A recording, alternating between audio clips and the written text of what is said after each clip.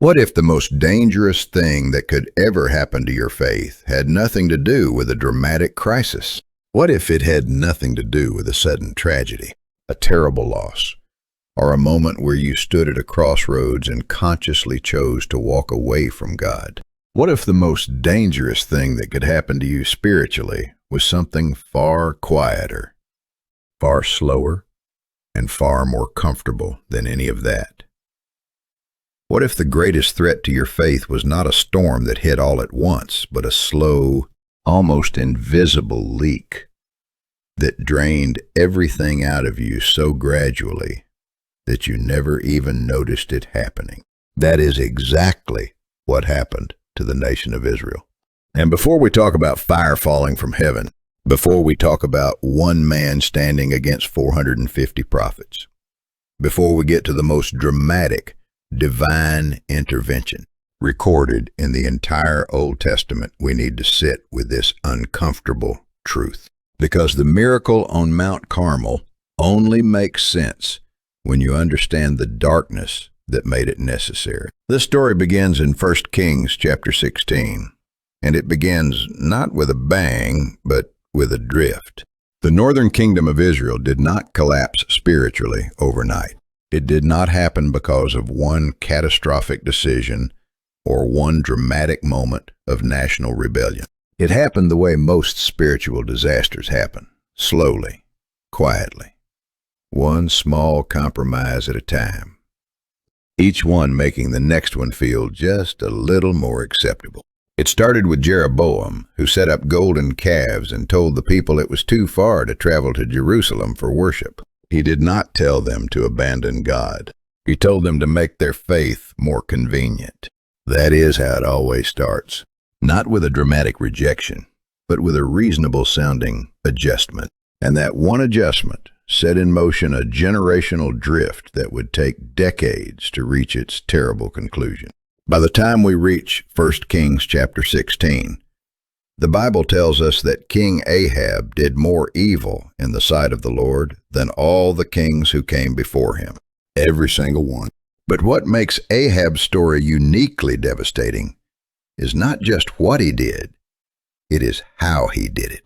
He married a woman named Jezebel, a Phoenician princess who was a devoted worshiper of Baal, and he let her bring everything with her: her religion, her priests, her temples, her agenda. Ahab did not force Baal worship on Israel with violence. He let it move in through the front door of the palace and spread outward from there, slowly and naturally, until it became the cultural default of an entire nation. Think about what that process looked like on the ground. Baal worship did not replace the worship of God in a single afternoon.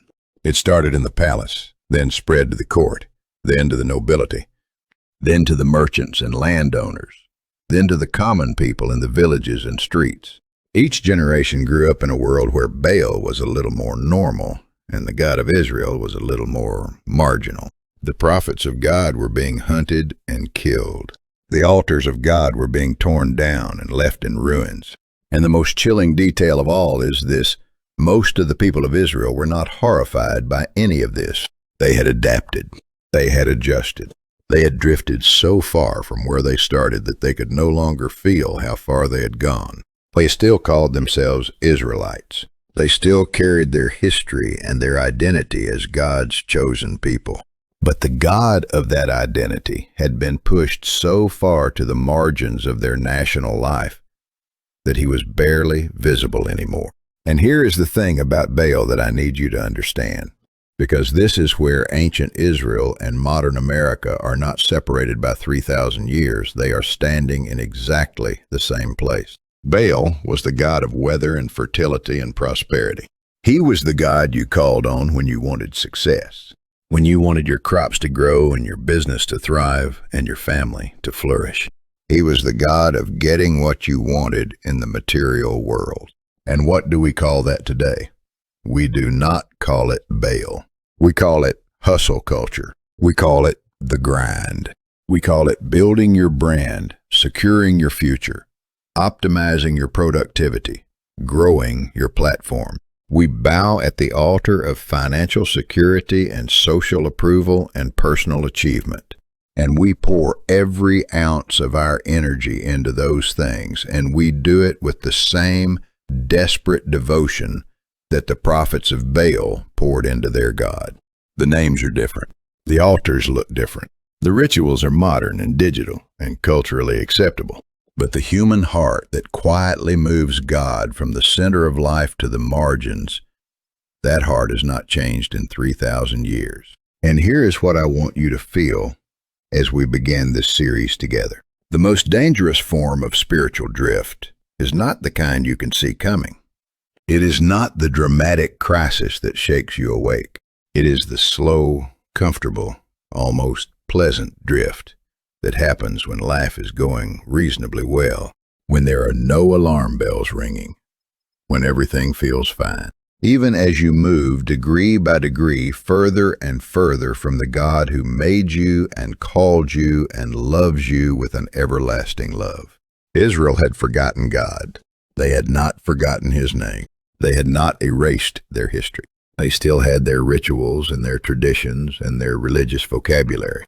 But somewhere in the long, comfortable drift of generations of small compromises, they had lost the living reality of a God who speaks and acts and answers. They had traded the fire of genuine relationship with God for the cold comfort of religious routine mixed with cultural accommodation. And it took one man, one ordinary man from an obscure town in Gilead with no royal title and no political power and no institutional backing to stand up in the middle of all of that and refuse to drift any further. His name was Elijah, and God had been preparing him for exactly this moment. Before we meet him in the next chapter, I want to ask you something that I want you to sit with honestly. Is there an area of your life where the drift has been happening? Not dramatically, not with a crisis. Just quietly, slowly, comfortably, a little less prayer this year than last year, a little less time in the Word, a little more willingness to stay silent about your faith when speaking up might cost you something, a little more shaped by the culture around you, and a little less shaped by the God within you, because that is exactly where Israel was when Elijah walked onto the stage of history. And the God who refused to let his people drift into permanent spiritual oblivion, who broke through the darkness with fire and with power and with a love that would not let them go, is the same God who is speaking to you right now. Do not go anywhere, because in the next chapter, we are going to meet the man who changed everything. And his story is going to change the way you think about what it means to stand alone. Let me tell you something about the way the Bible introduces Elijah, because the way God chooses to bring this man onto the stage of history tells us everything we need to know about who he was and why his story matters so deeply to us today. There is no elaborate backstory. There is no royal lineage, no record of his education, no description of his preparation or his credentials. 1 Kings chapter 17, verse 1 simply says this: Now Elijah the Tishbite from Tishbe in Gilead said to Ahab, and that is it. That is the entire introduction. A man from an obscure town in a rugged, forgotten region of Israel walks into the throne room of the most powerful and most wicked king in the nation's history and speaks. He does not ask for an audience. He does not request a meeting. He does not go through the proper channels or submit a petition or wait for permission. He walks in and he declares, with absolute authority and zero apology, that there will be no rain in Israel until he says so. Not until the king says so. Not until the prophets of Baal perform the right rituals. Until Elijah says so.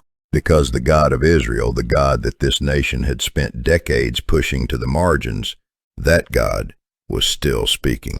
And Elijah was the one man in the entire kingdom who was still listening. I want you to feel the weight of what this moment cost him. Ahab was not a weak man.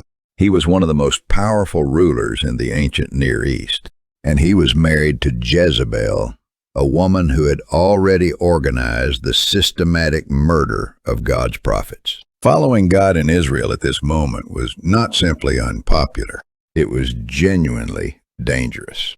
It was a death sentence. The people who had been doing what Elijah was doing were being hunted down and killed. And yet Elijah walked in anyway. He spoke anyway. He stood anyway. This is the part of Elijah's story that I think hits the hardest for American Christians today. And I want to talk about it honestly, because I know that many of you watching this are carrying something that you have never heard named from a platform like this. You know what it feels like to be the only one in your family who still goes to church, who still opens a Bible, who still believes that Jesus is the only way and the truth and the life. You know what it feels like to sit at Thanksgiving dinner and be the odd one out, the one who prays before the meal while everyone else shifts uncomfortably in their seats, the one whose beliefs are treated as naive or outdated or even dangerous. You know what it feels like to be at work and to stay quiet about your faith because you have already learned what happens when you speak up. The raised eyebrows, the subtle social exclusion, the way people start treating you differently when they find out you actually believe what the Bible says. You know what it feels like to be in college, surrounded by professors and classmates who treat Christian faith as something that intelligent, educated people have moved past. You know what it feels like to watch your friend group change around you, as one by one they drift away from the faith you once shared, until you look around and realize that you are the last one still standing. That feeling is real. That loneliness is real. And I want you to hear something that might be the most important thing anyone says to you this year. Elijah felt it too. This man who called down fire from heaven. This giant of faith who stands as one of the most powerful figures in the entire Old Testament. He felt it. He knew the weight of standing alone. He knew the exhaustion of carrying a conviction that nobody around him shared. He knew what it meant to be vastly outnumbered, deeply isolated, and completely dependent on a God that everyone else had apparently given up on. But here is what made Elijah different from every other person who was feeling that same loneliness at the same time. He did not let the loneliness become his identity. He did not let being outnumbered change his position. He did not look at the 450 prophets of Baal and the 400 prophets of Asherah and the entire national religious establishment that stood against him, and decide that perhaps he needed to reconsider his theology. He did not decide that perhaps truth was determined by consensus, that perhaps the majority had a point, that perhaps the God of Israel needed to update his approach to be more relevant to modern Israelite culture. He stood. Full stop. He stood because he understood something that the entire nation had forgotten, that the living God is not diminished by the size of the crowd that opposes him, that the truth of God is not subject to a vote, that the faithfulness of God is not conditional on the faithfulness of his people. God was still God. God was still sovereign. God was still perfectly capable of answering by fire. And Elijah knew it. Not because circumstances told him so. Circumstances told him exactly the opposite. He knew it because he had spent enough time in the presence of God to recognize the sound of his voice, even when every other voice in the culture was drowning it out. This is the first and most fundamental lesson of the Mount Carmel story, and I need you to write it on the inside of your chest right now. One person plus God is always the majority. Always. Not sometimes. Not in the easy cases. Not when the numbers are in your favor. Not when the culture is supportive and the winds are at your back. Always. And the throne room of Ahab, on the slopes of Mount Carmel, against 850 false prophets. In your office, in your classroom, in your family, in the loneliest, most isolated, most outnumbered moment of your spiritual life, one person plus God is always the majority. Elijah did not have a platform. He did not have an institution behind him. He did not have a congregation or a denomination or a social media following or a podcast or a political party or a cultural moment working in his favor. He had God. That was it. And that was enough. That was more than enough. That was everything.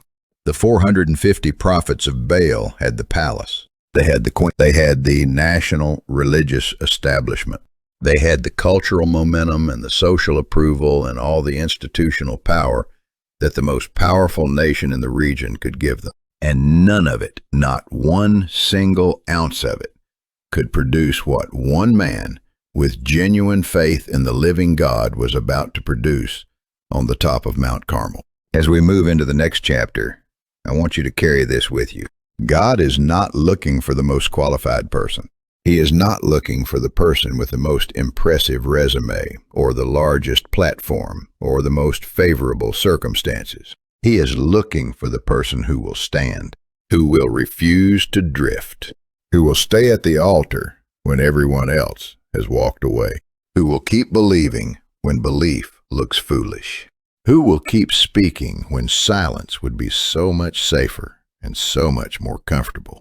Elijah was that person in Israel, and I believe with everything in me that God is raising up people like Elijah in America right now.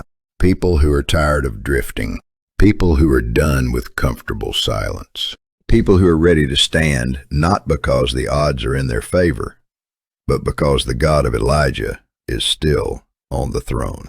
The showdown is coming, and you are going to want a front row seat for what happens next. 3.5 years. Let that sink in for a moment. For 3 years and 6 months, not a single drop of rain had fallen on the land of Israel. The Bible tells us in James chapter 5 that this drought came as a direct result of Elijah's prayer that this man prayed, and the heavens shut. And they stayed shut for 3.5 years. The crops had failed. The rivers had dried up. The land was cracked and parched and dying. Animals were dying. People were suffering. The entire northern kingdom was in the grip of a drought so severe that even the king himself was personally scouring the land, looking for grass to keep his horses alive. And it was in the middle of all of that, in the middle of 3.5 years of national suffering and desperation, that Elijah walked back out of hiding and sent a message to King Ahab. Not a message of apology. Not a message of compromise or negotiation or peace. A challenge. Meet me on Mount Carmel. Bring all of Israel with you, and bring every single prophet of Baal and every prophet of Asherah that sits at Jezebel's table. All of them. Every last one. Now I want you to feel the audacity of this moment, because I think we can read this story so many times that we lose the ability to be shocked by it. Elijah was a fugitive. He was a wanted man. Jezebel had put out a national order to find him and kill him. And his response to 3.5 years of hiding was not to negotiate terms or to look for a diplomatic solution. His response was to issue the most audacious public challenge in the history of Israel. Come to Carmel, bring your prophets, and let God settle this once and for all.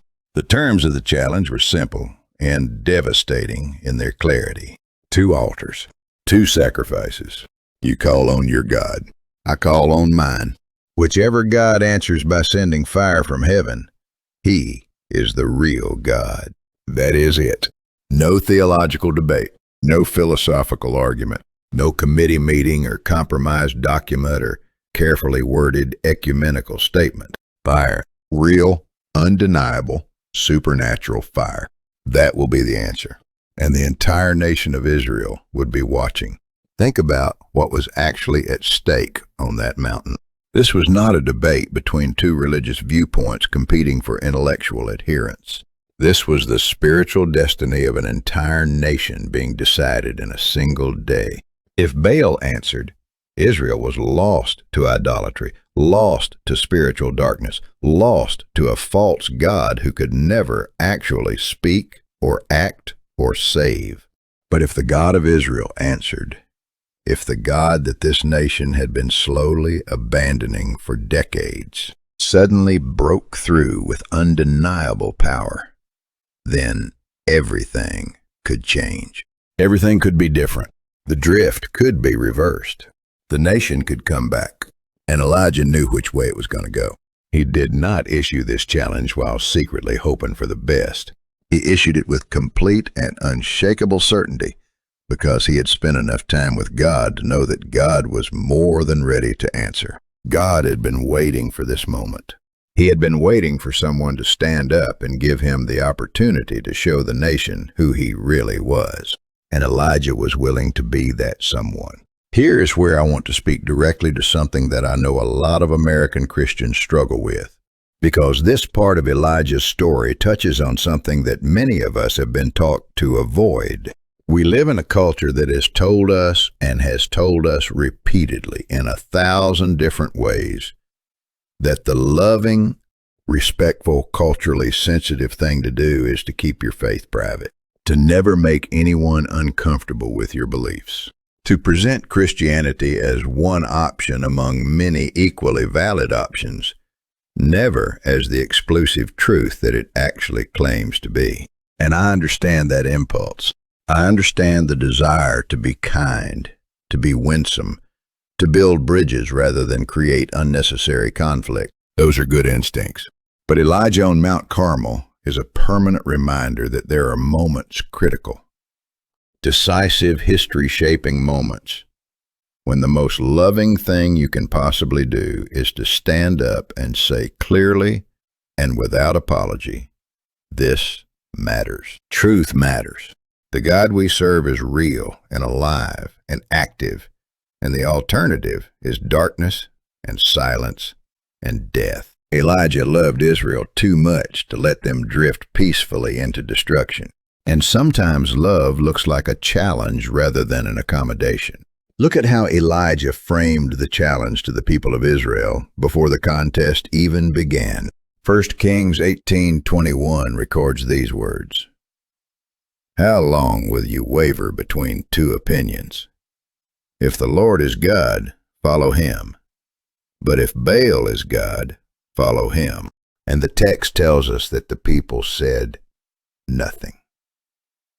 They did not answer him a word, because the question cut right through every comfortable compromise and every carefully maintained religious ambiguity, and exposed the truth that everyone in Israel had been quietly avoiding for years. You cannot serve two masters.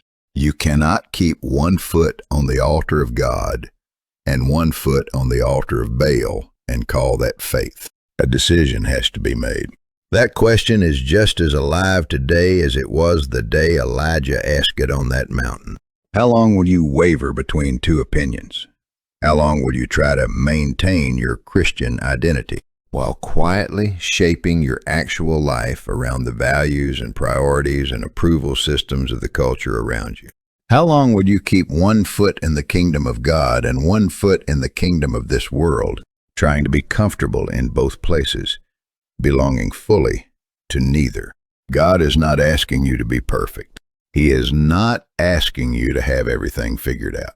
He is asking you to choose, to make a decision, to stop wavering, and to stand somewhere. Because a faith that is never willing to be publicly identified with Jesus is not actually the faith that Elijah demonstrated on Mount Carmel.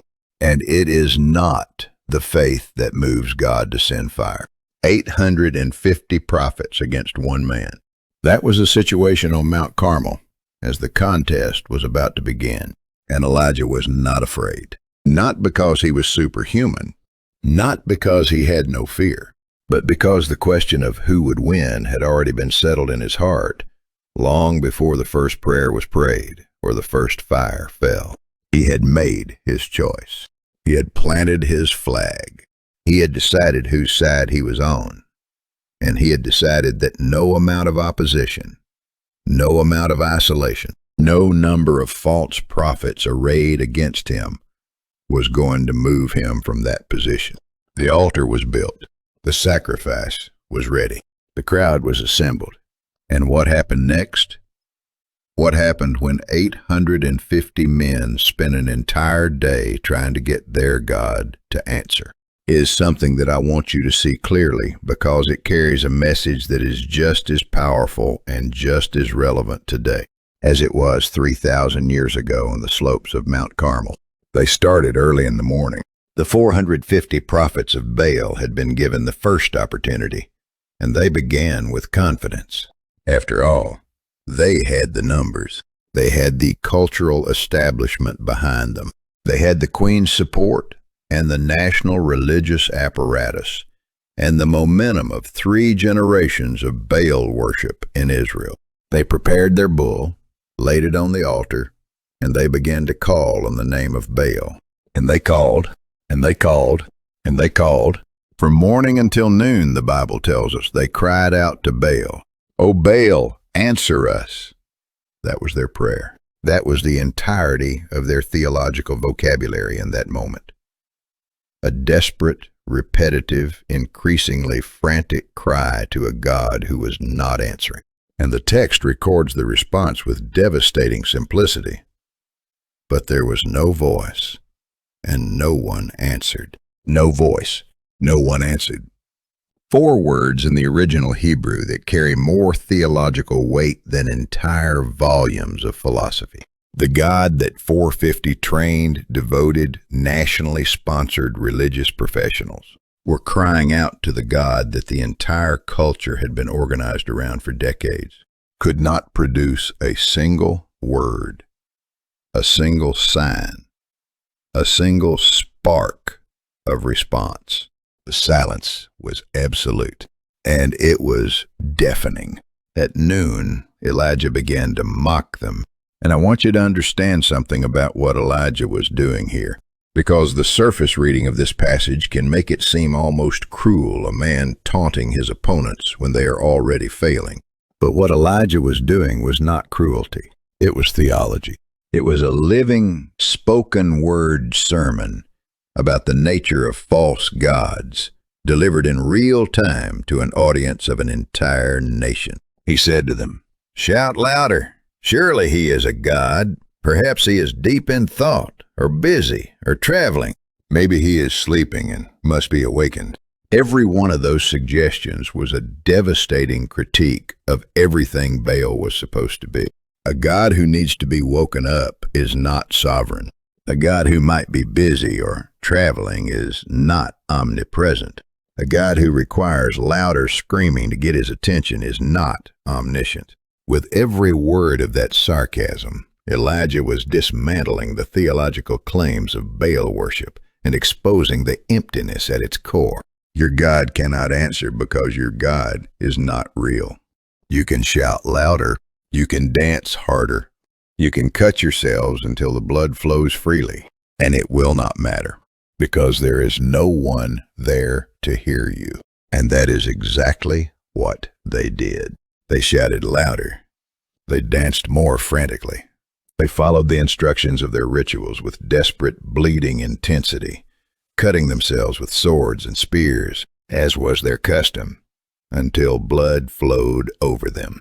And the afternoon wore on, and the time for the evening sacrifice approached. And the text records again, with the same 4 devastating words.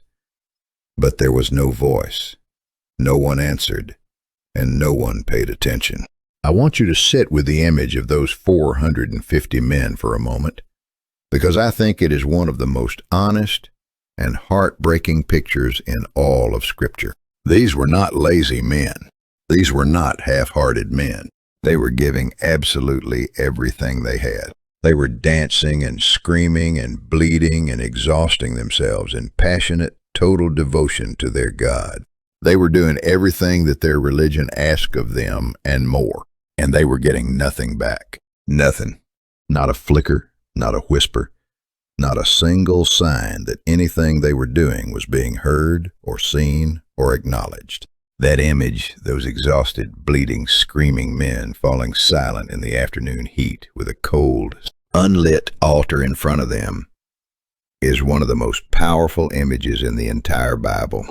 because it is not just a picture of ancient Israelite religious failure. It is a picture of every human soul that has ever poured its life into something that cannot actually give life back. Think about the things that our culture tells us will satisfy the deepest hungers of the human heart. Think about the promises that are made explicitly and implicitly by the altars that our modern world invites us to worship at. Career success will give you significance. Accumulating enough wealth will give you security. Building the right relationship will give you completeness. Achieving the right body, gaining enough social approval, building enough of a following, earning enough recognition, these things will finally make you feel like enough. These things will finally make the aching emptiness go away. And so people give everything to those altars. They sacrifice their sleep and their health and their relationships and their peace of mind on the altar of professional achievement. They damage their mental health scrolling endlessly for validation on social media, measuring their worth in likes and followers and comments. They pour their identity into relationships that were never designed to carry the weight of ultimate meaning. They grind and hustle and perform and produce day after day, year after year, with a desperation that looks remarkably similar to 450 prophets dancing and bleeding in front of an unlit altar. And the silence is the same. Not always dramatic, not always a sudden collapse. Sometimes it is just a quiet, persistent emptiness that never fully goes away, no matter how much you achieve or accumulate or earn or experience. A sense that you keep arriving at destinations you worked incredibly hard to reach, only to discover that they do not contain what you were looking for. The altar stays cold, the sacrifice keeps burning, and the God keeps not answering. Elijah understood something that the prophets of Baal refused to accept, that a God who cannot answer is not worth serving, that a system of meaning built on something that cannot actually deliver ultimate meaning will eventually exhaust and destroy the people who commit themselves to it, and that the living God, the God who spoke creation into existence, the God who parted the Red Sea and fed Israel in the wilderness and spoke from the burning bush, that God does not require your blood and your screaming and your frantic performance to get his attention. Because as the afternoon faded and the prophets of Baal fell silent in their exhaustion, something was about to happen that would answer every question that day had raised. Elijah stepped forward, quietly, calmly, without drama or display or desperate performance. He stepped forward to a broken-down altar that had been neglected for years, and he began to do something that nobody in that crowd was expecting. He began to rebuild. And what he did next, what happened at that altar in the hours before the fire fell, carries a message about the nature of genuine faith that will stay with you for the rest of your life. That is exactly where we are going in the next chapter. Do not move. The prophets of Baal were finished. They had spent an entire day from sunrise to late afternoon giving everything they had to a God who gave them nothing back. They were exhausted, bleeding, humiliated, and silent. The crowd that had gathered on Mount Carmel had watched the whole thing unfold, and the air was thick with the kind of uncomfortable tension that settles over a place when something enormous is about to happen. And everyone can feel it, but nobody can name it yet. And then Elijah said to all the people, "Come here to me." And they came to him, every one of them. The same crowd that had been watching the prophets of Baal all day. The same people who had been wavering between two opinions for decades. The same nation that had spent 3 generations slowly drifting away from the God of their fathers. They came and gathered around this one man. And what he did next is what I want you to watch very carefully, because Elijah did not immediately drop to his knees and pray for fire. He did not lift his hands to heaven and begin interceding. The very first thing Elijah did before any prayer, before any dramatic gesture, before any request for supernatural intervention was this: He repaired the altar of the Lord that had been torn down.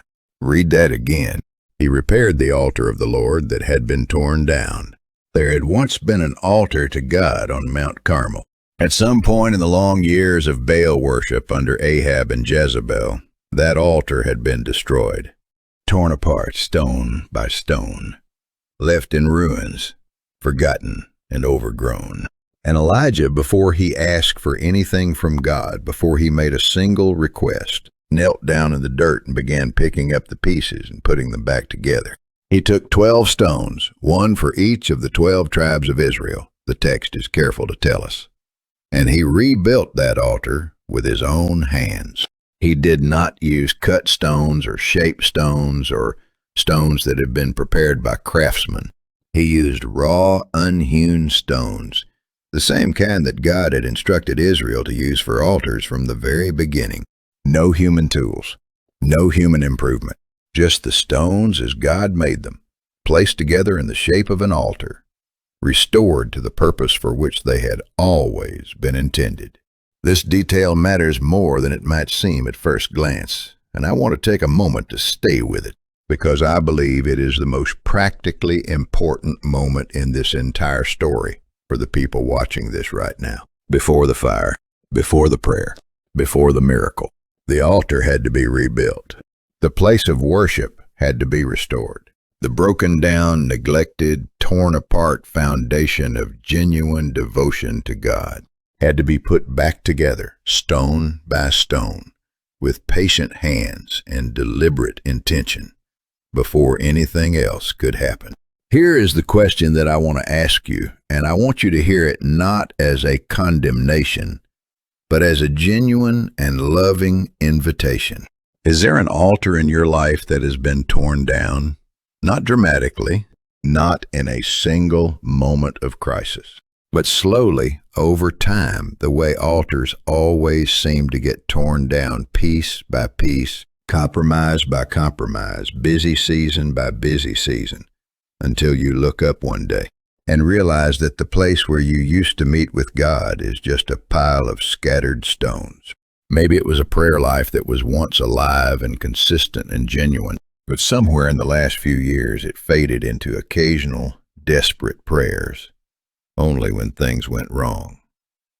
Maybe it was a habit of reading the Word that once fed your soul every morning, but now the Bible on your nightstand has a thin layer of dust on it, and you cannot remember the last time you actually opened it with expectation. Maybe it was the practice of genuine, authentic worship, not just attending a church service as a cultural habit, but actually encountering God, actually positioning yourself before Him in surrender and reverence and hunger. And that practice has been so crowded out by the noise and busyness of modern life that it feels like a distant memory from a different season. The altar is torn down.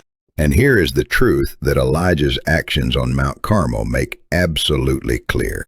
God does not send fire to torn down altars, not because He does not want to, and not because He is withholding His power as a punishment, but because a torn down altar is not a place of genuine, prepared, intentional worship. It is a ruin, and ruins cannot receive what prepared altars receive. I know that there are people watching this right now who are desperately hungry for a breakthrough. You are praying for revival in your family. You are asking God for a miracle in your marriage, in your finances, in your health, in a prodigal child who has walked away from everything you raised them to believe. You are crying out for fire. And I want to say something to you that I say with as much gentleness as I can, but also with as much clarity as Elijah's example demands. Before you ask for fire, rebuild the altar. Before you pray for the miracle, restore the place of genuine meeting with God in your daily life.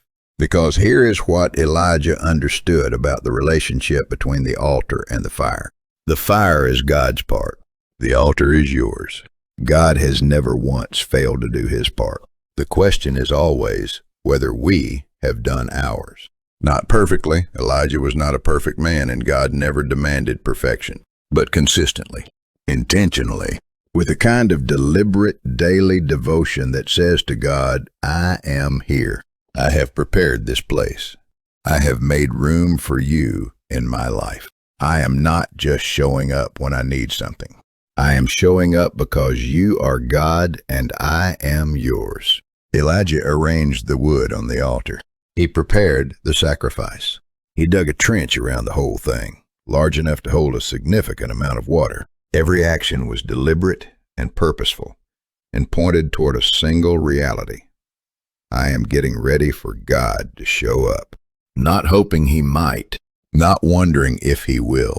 Getting ready, preparing the space, doing the part that belongs to the human being so that God can do the part that belongs to God. And then he did something that I have to save for the next chapter. Because what Elijah did after the altar was rebuilt is either the most confusing act in this entire story or the most profound demonstration of faith that Scripture records. Maybe both. Actually, it is absolutely both. He poured water on the altar. In the middle of a 3.5-year drought, with every drop of water precious beyond measure, he poured water on the wood and the sacrifice and the stones until the trench was overflowing. And before we get there, I want to leave you with this. If you are in a dry season right now, if it feels like the heavens have been silent, if it feels like your prayers are hitting the ceiling, if it feels like the fire has not fallen in a very long time, the first question to ask is not, why is God not answering? The first question to ask is, what does my altar look like? Because the God who answered Elijah on Mount Carmel is the same God who is ready to answer you. He has not changed. His power has not diminished. His willingness to respond to genuine, prepared, expectant faith has not expired. Rebuild the altar. Pick up the stones. Do the patient, unglamorous daily work of restoring the place of genuine worship in your life. Because the fire is coming. And when it comes, you want an altar that is ready to receive it. The altar was rebuilt. 12 stones carefully placed. The wood was arranged. The sacrifice was prepared. Everything was in order. And if Elijah had stopped there, if he had simply knelt down at that point and prayed, the story would already have been remarkable. The altar was ready. The stage was set. By any reasonable measure of preparation, Elijah had done what needed to be done, and it was time to call on God. But Elijah did not stop there. What he did next stopped the crowd cold. It confused them in the moment. It has puzzled readers for 3,000 years. And when you finally understand what it meant, it will change the way you think about faith for the rest of your life. He told the people to fill 4 large jars with water and pour them over the offering and the wood. So they did. 4 jars, 12 gallons of water, maybe more, pouring down over the carefully arranged wood and the sacrifice and the 12 stones of the altar. And then before anyone had time to process what they had just seen, he said, "Do it again." And they did it a second time. And then he said, "Do it a third time." And they did it a third time. And the water ran down around the altar and filled the trench that Elijah had dug until it was overflowing. I need you to feel how absolutely insane this looked to everyone watching it. We are 3.5 years into the worst drought in living memory. Water is not a commodity. Water is survival. Water is life. Every drop is precious. Every jar is irreplaceable. The land is cracked and dying, and the rivers are drying up, and people are suffering under the weight of this drought. And Elijah, the man who caused the drought, the man who is about to ask God to end it, is standing at an altar and deliberately, methodically, intentionally pouring out jar after jar of water onto wood that was already prepared to be burned. From a purely human perspective, this was irrational. This was wasteful. This was the kind of thing that makes sensible people in the crowd start exchanging uncomfortable looks with each other and whispering. What is he doing? Has he lost his mind? The whole point is to get fire to fall on this altar. And he is making that literally impossible by soaking every inch of it with water. You cannot light wet wood on fire. You cannot ignite a water-soaked sacrifice. The entire setup is now physically, scientifically, naturally impossible to ignite.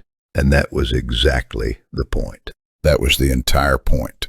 Every single jar of water that Elijah poured on that altar was a statement. It was a declaration of faith so bold and so radical that it left absolutely no room for any alternative explanation of what was about to happen. Elijah was not trying to make it easier for God to send fire. He was making it harder, impossibly harder, humanly impossible harder, because Elijah understood something about the nature of genuine faith that I want to spend some time unpacking, because it is one of the most countercultural truths in all of Scripture. Real faith does not try to improve the odds. Real faith does not hedge its bets, keep a backup plan ready, maintain a few natural explanations for what is about to happen, just in case God does not quite come through the way you hoped. Real faith does the opposite. Real faith removes the human contingencies. Real faith pours water on the altar. Real faith says with every jar, with every deliberate action, with every choice that makes the situation humanly more impossible, I am trusting God alone to do what only God can do. And if He does not show up, there is no plan B. There is no natural explanation. There is nothing left but the undeniable reality of God's power or the undeniable reality of His silence. Elijah was not creating a problem for God with that water. He was creating proof.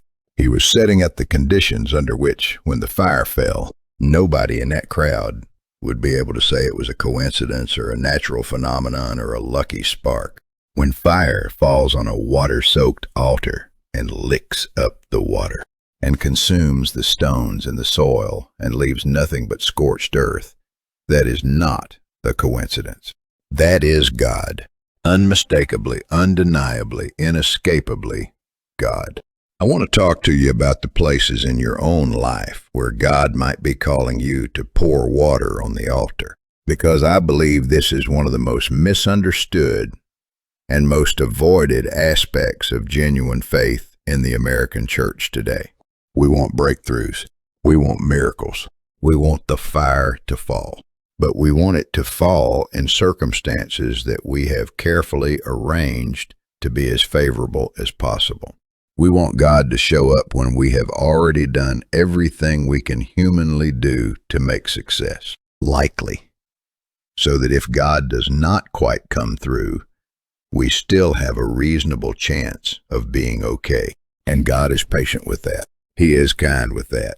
But there are moments, pivotal, faith-defining, altar-building moments when God calls people to pour water on the wood, to take the step that makes no earthly sense, to obey the instruction that looks financially foolish, to speak the truth that will cost you socially, to forgive the person that everyone in your life agrees does not deserve forgiveness, to stay in the calling that has been hard and fruitless and exhausting for years longer than seemed reasonable, because God told you to stay. To give the amount that your spreadsheet says you cannot afford to give.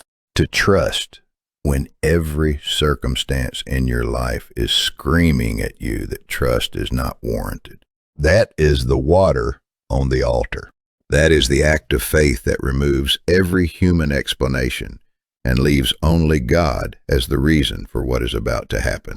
And here is what I want you to understand about why Elijah did it 3 times rather than once. Once might have been an accident. Twice might have been a miscalculation. 3 times, until the trench is overflowing, that is intentional. That is deliberate. That is a man who is not hedging, who is not keeping options open, who is not leaving himself a comfortable exit. That is a man who is all in. completely, without reservation, without a backup plan, with nothing between him and God except faith. The trench was overflowing. The wood was saturated. The sacrifice was soaking wet. Everything that Elijah had carefully prepared was now, by every natural measure, completely unignitable. And Elijah looked at that overflowing trench and that soaking altar, and he was not afraid. He was not second-guessing himself. He was not wondering if perhaps he had gone too far this time. He was ready, because the water was not his problem. The water was his testimony. The water was the setup for a miracle so undeniable that it would be talked about for 3,000 years. And then he prayed. And what he prayed, and what happened when he prayed it, is the moment that this entire series has been building toward. Everything, the drought, the challenge, the failed prophets of Baal, the rebuilt altar, the water in the trench, everything has been pointing toward this moment. The moment when one man, having done everything that faith required of him, knelt down before a waterlogged altar and opened his mouth toward heaven. Get ready, because in the next chapter the fire falls. The crowd was silent. The prophets of Baal were silent, exhausted, humiliated, defeated. The trench around Elijah's altar was full to the brim with water. The wood was soaking. The sacrifice was drenched. The 12 stones of the rebuilt altar glistened wet in the late afternoon light. Every human eye on Mount Carmel was fixed on this one man as he knelt down in the dirt and bowed his head. And then Elijah prayed, not with a loud voice designed to impress the crowd, not with elaborate religious language or carefully constructed theological arguments, not with the kind of lengthy, frantic, desperate performance that had defined the prophets of Baal all morning. Elijah prayed 60 words. That is all. 60 words, simple and clear and utterly without pretense, addressed directly to the God he had been walking with all his life. Lord, the God of Abraham, Isaac, and Israel, let it be known today that you are God in Israel, and that I am your servant and have done all these things at your command. Answer me, Lord, answer me, so these people will know that you, Lord, are God, and that you are turning their hearts back again. That is the entire prayer. Read it carefully, because every word matters. He did not pray for his own vindication. He did not pray for his enemies to be destroyed, or for his own reputation to be established. He prayed for the people. He prayed that Israel would know, would really know, would be confronted with undeniable evidence that the Lord is God. That was his one request. Not for himself, for them, for the nation he loved enough to stand alone against 850 false prophets. For the people who had spent 3 generations drifting away from a God who had never stopped loving them. And then the fire fell. The Bible describes it simply, without elaboration, the way eyewitnesses sometimes describe things that are so overwhelming that ordinary language almost fails them. 1 Kings 18:38 says this, Then the fire of the Lord fell and burned up the sacrifice, the wood, the stones, and the soil, and also licked up the water in the trench. The fire of the Lord fell. It consumed the sacrifice. It burned the wood. It incinerated the stones. It dried up the water in the trench. It scorched the very soil. In a matter of seconds, everything that had been carefully prepared on that altar, including 12 gallons of water in a surrounding trench, was completely and utterly consumed by a fire that came from nowhere and from everywhere at once. I want you to feel what that moment was like for the people standing on that mountain. They had just watched 450 men spend an entire day screaming and bleeding and dancing and getting nothing back. The silence of Baal had been total and absolute. And then this one man prayed 60 words. 60 quiet, clear, simple words. And the sky split open. The fire that the prophets of Baal had been begging for all day The fire that all their ritual and performance and blood could not produce fell instantly in response to the prayer of one man who simply asked, just asked, with no performance, no blood, no frantic ritual, just a simple, honest, faith-filled request from a heart that genuinely knew God and genuinely trusted Him. The difference between the 450 prophets of Baal and Elijah was not volume. It was not intensity or effort or commitment or religious devotion. The prophets of Baal were intensely committed. They bled for their God. The difference was relationship. The difference was that Elijah was not performing for a God he was trying to convince to show up. He was talking to a God he already knew, a God he had walked with through the wilderness and the drought and the years of hiding, a God who had fed him by ravens and kept him alive in impossible circumstances. He was not introducing himself to God on Mount Carmel. He was speaking to someone who already knew him deeply, someone he already knew deeply in return, and he was simply asking that God do what God had always been fully prepared and fully willing to do. This is the heart of everything this story is trying to teach us about prayer. And I want to stay here for a moment because I think it addresses one of the deepest frustrations that honest Christians carry. Many of us have experienced the prayer life of the prophets of Baal more than we have experienced the prayer life of Elijah. We pray and it feels like the words are hitting the ceiling. We cry out and the silence feels total. We wonder if we are doing it wrong, if we need to pray longer or louder or with more emotion or more fasting or more of the right spiritual formula to finally get God's attention. But Elijah's 60-word prayer tells us something different. It tells us that what moves God is not the volume or the length or the emotional intensity of our prayers. What moves God is faith. Real, genuine, relationship-based faith that talks to God the way you talk to someone you actually know and actually trust. The faith that is not performing for God, not trying to earn God's response, not desperately attempting to meet some hidden threshold of religious effort before heaven opens. The faith that simply says, "You are God. I am yours. I have done what you told me to do. Now do what only you can do." When the fire fell, the text tells us that all the people saw it. Every person on that mountain witnessed it, and their response was immediate and total and unreserved. They fell on their faces, all of them. The entire crowd of Israelites who had been wavering between two opinions for their entire lives, who had watched the prophets of Baal fail all day, and had still not been sure which way they were going to fall, they hit the ground, and they cried out together with one voice, "The Lord, He is God. The Lord, He is God." They were not persuaded by a sermon. They were not argued into faith by a theological debate. They were not given a carefully reasoned apologetic presentation that addressed all their intellectual objections. They fell on their faces because they saw something that could not be explained by anything other than the living God. They encountered something so undeniably real and so completely beyond human explanation that every argument, every doubt, every years-long habit of spiritual compromise and ambiguity dissolved in an instant. That is what God does when He shows up. He does not leave room for comfortable ambiguity.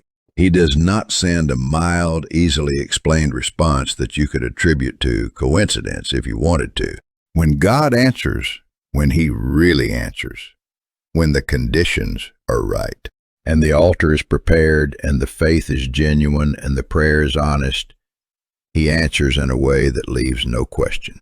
The fire that consumes water-soaked stones and licks up 12 gallons of water from a trench is not a natural phenomenon. It is God announcing Himself to a nation that had forgotten His name.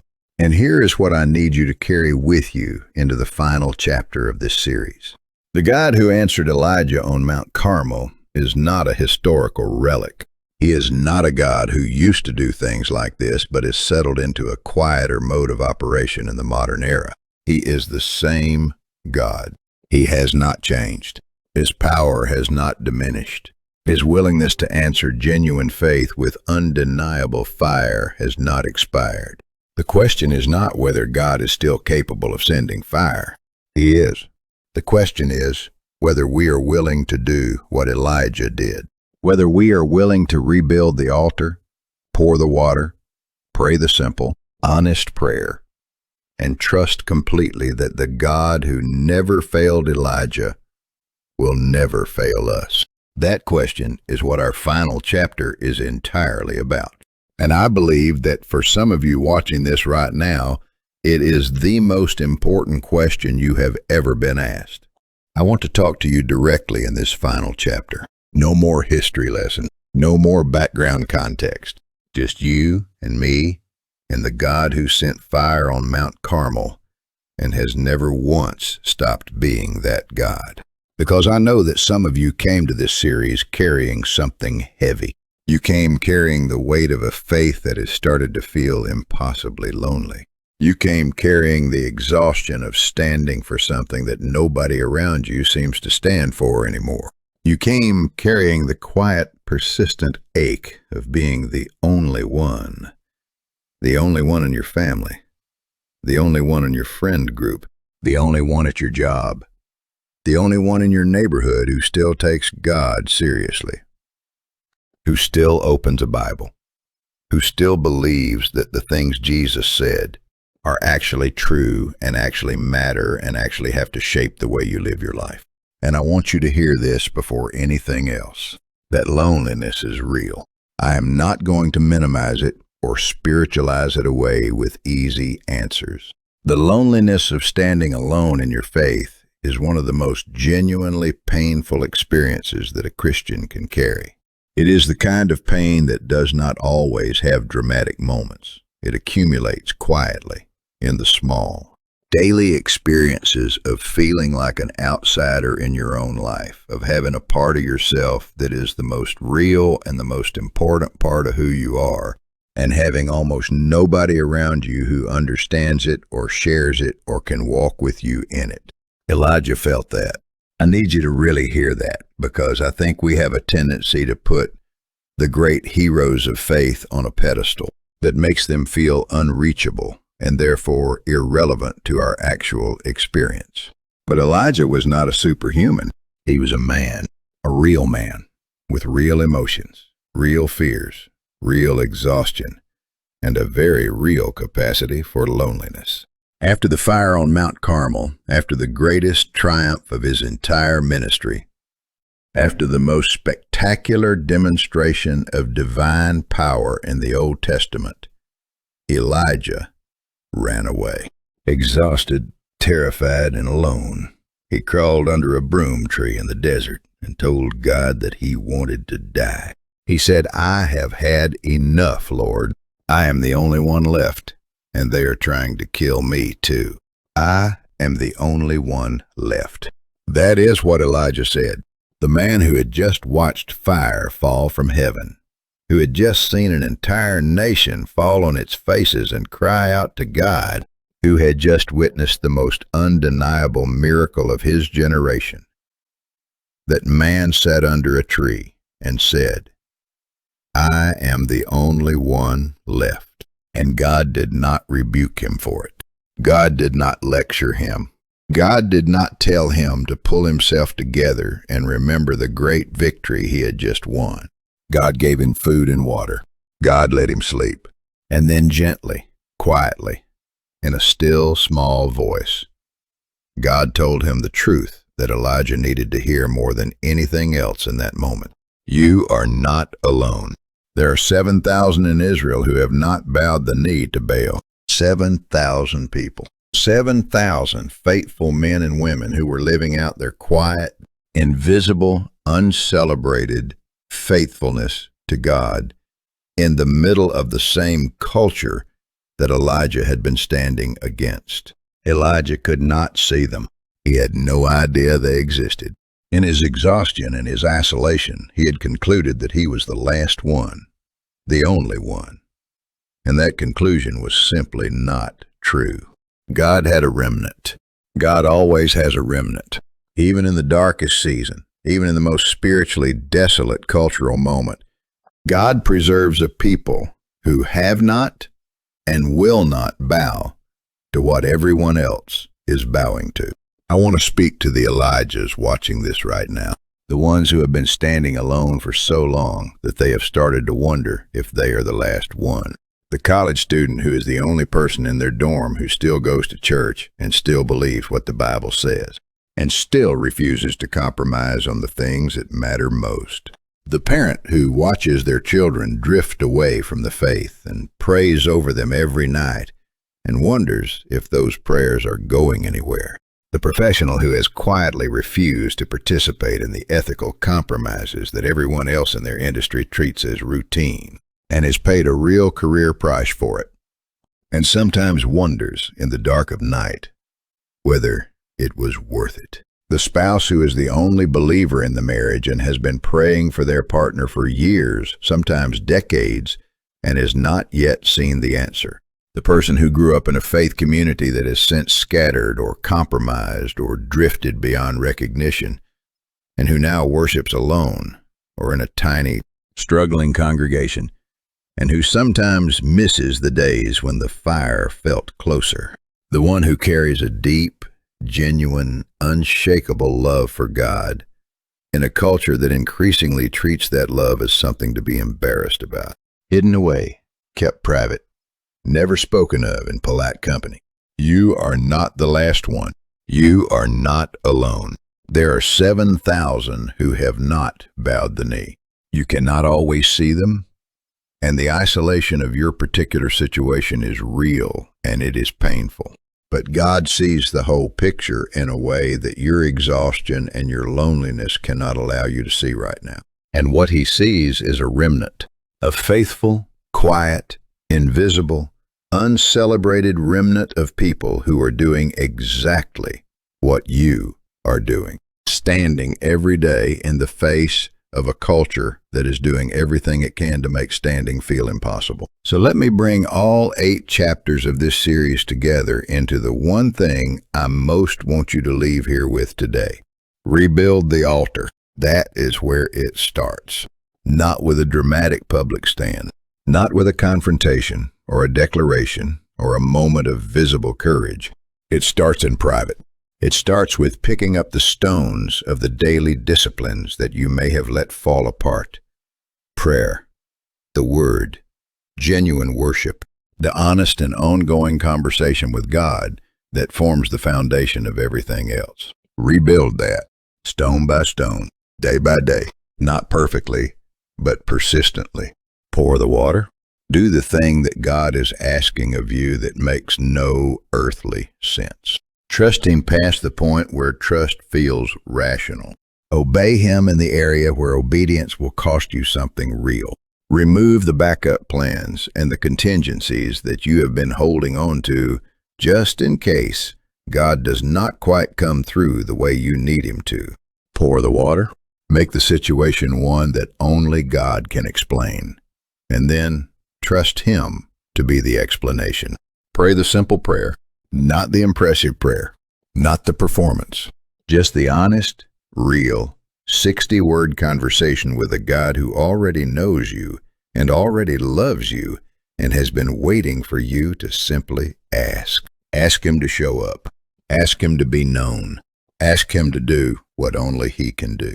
And then wait, not passively, not with resignation, not with the grim determination of someone who has learned not to expect too much. Wait with the same anticipation that Elijah brought to that waterlogged altar on the afternoon that changed everything. Because the God who answered by fire on Mount Carmel, the God who sent fire that consumed the sacrifice and the wood and the stones and the water and left the entire crowd face down in the dirt, crying out his name, that God is still God. He is still on the throne. He is still answering. He is still sending fire in response to rebuilt altars and poured out water and 60-word prayers from people who simply, genuinely, completely trust Him. Do not quit because you feel alone. Do not walk away because the numbers are against you. Do not let the silence of the culture around you convince you that God is silent. Do not let the crowd bowing to other altars convince you that those altars are worth bowing to. Do not mistake the exhaustion of the prophets of Baal who poured everything into something that could never give anything back for the exhaustion of genuine faith. They are not the same thing. One leads to an empty, cold altar and a silent sky. The other leads to fire. You are not the last one. The altar can be rebuilt. The water can be poured. The prayer can be prayed. Heaven is watching. The 7,000 are out there. And the God who has never once failed a single person who trusted Him with everything, that God is not finished with you. He is not finished with your family. He is not finished with this nation. And He is not finished with this generation. The fire is coming.